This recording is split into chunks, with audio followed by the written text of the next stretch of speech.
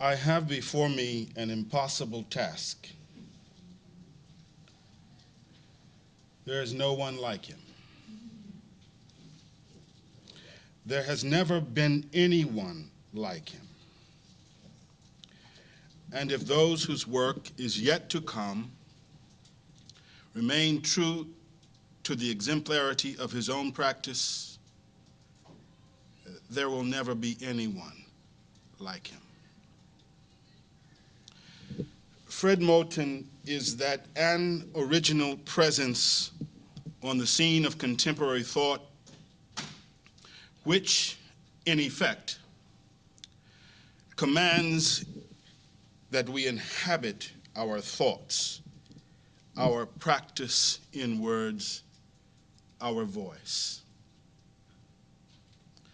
I intend thereby to remark at the incipit that the last time that I heard Fred Moten's voice on this campus, the University of California at Irvine, was in the presence of Jacques Derrida and in the company of Denise Ferreira da Silva.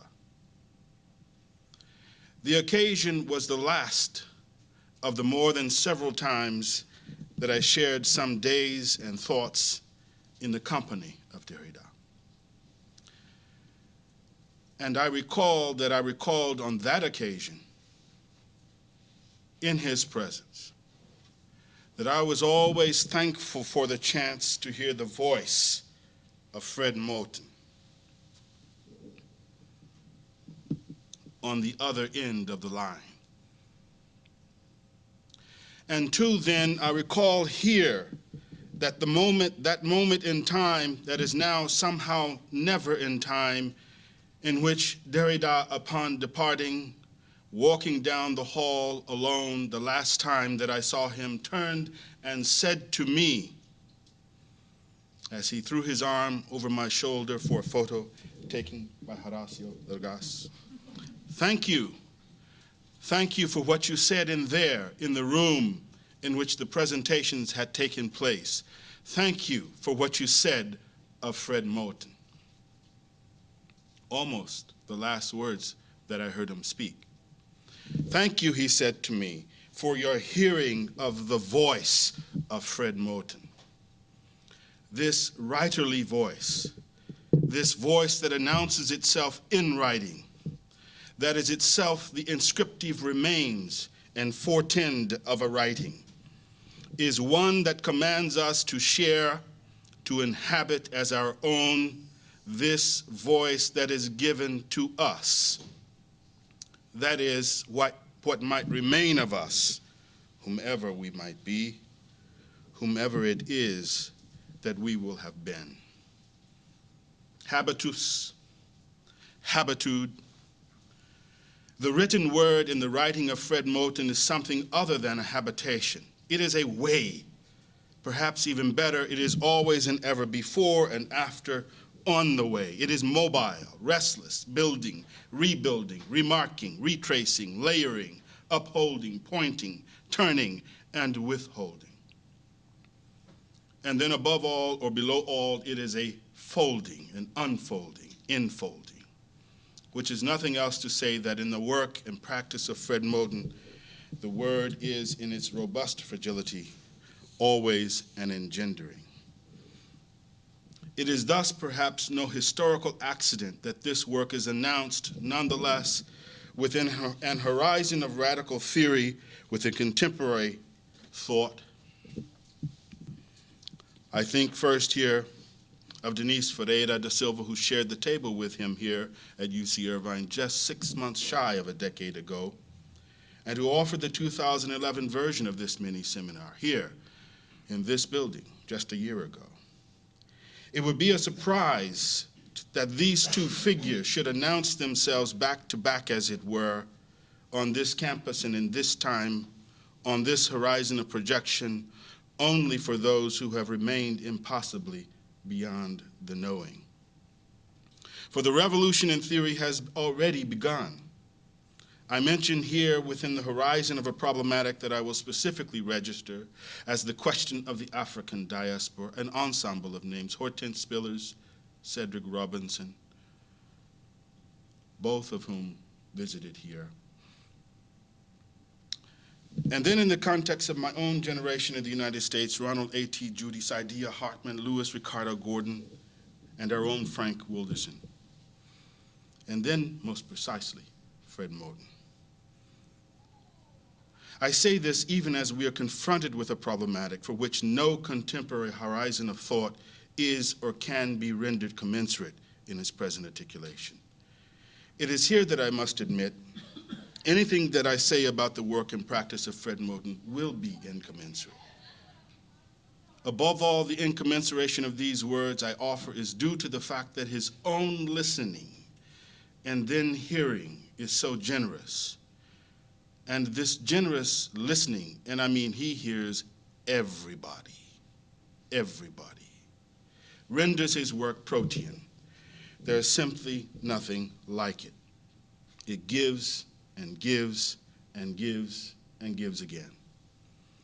Sitting in Kyoto in the early spring of 2011, watching the swirling chill of wind in the treetops and the slight hills that ring the northeastern edge of the city, I sit atop my father-in-law's atelier studio thinking of the making of art. I find myself again reaching again for my copy of In the Break, The Aesthetics of the Black Radical Tradition.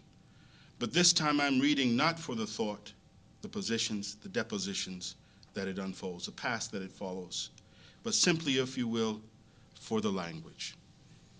For Fred Moten's writerly voice, for this quietly humble yet dense and indefatigable passion for the gift that is the poetic, the poesis that is given in language as language. And I quote to you what I was reading on that occasion. In the transition from slave labor to free labor, the site or force or occasion of value is transferred from labor to labor power. This is to say that value is extracted from the ground of intrinsic worth. Remember Marx's bemusement at the confusion that troubles the writings of English political economists who deploy a Teutonic word for the actual thing and a Romance word for its reflection, and becomes the potential to produce value. This transference and transformation is also a dematerialization, again, a transition from the body, more fully the person of the laborer, to a potential that operates in excess of the body, in the body's eclipse, in the disappearance of a certain responsibility for the body. We just break it off there. I arrive back in California and find myself sitting amidst the ants crawling across my floor in the apartments of St. Iago, adjacent to the main campus of the University of Irvine. And just as I'm about to so painfully slap my own forearm in search of that last ant to disrupt my thought, to slap in despair, my hand is stayed as I open an email and begin to read these lines from Fred Moten's latest missive of writing, shared with me. It is titled, The Turing Machine. And I read, there is something like, but both a little bit and a whole lot more than, what Alan Turing described, imagined, an infinite memory capacity with an infinite amount of time, whose computational force allows us to chart the limits of what can be computed. This other thing goes over the edge of that limit. It is as if it has been thrown over the side of the vessel, the state-sanctioned ship or self that navigates that limit. The self's or the subject's transcendence has usually been associated with what it is to stand on the edge of the abyss to which it is and has been committed. Transcendence matters to the one who stands there only if it is given in her immanence, her thingliness, her fallenness, her movement in and with submarine sound, in and as the Atlantic underbridge. My hand is stayed. This language, already extraordinary in 2003, has metamorphosed here on the verge of 2013 into a space where it is fully and equally generative as both poetry and theory, where it is now not only poetic theory, as if it was ever only that, such that it is now also theoretical poetry. Has there ever been such? It is not mimesis. It is not a reading.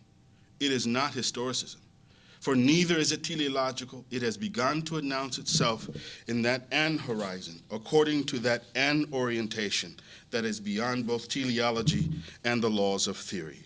It has become the form of the announcement of that revolution that is yet to come. Please welcome Fred Moten, the Helen L. Bevington Professor of Modern Poetry, Duke University.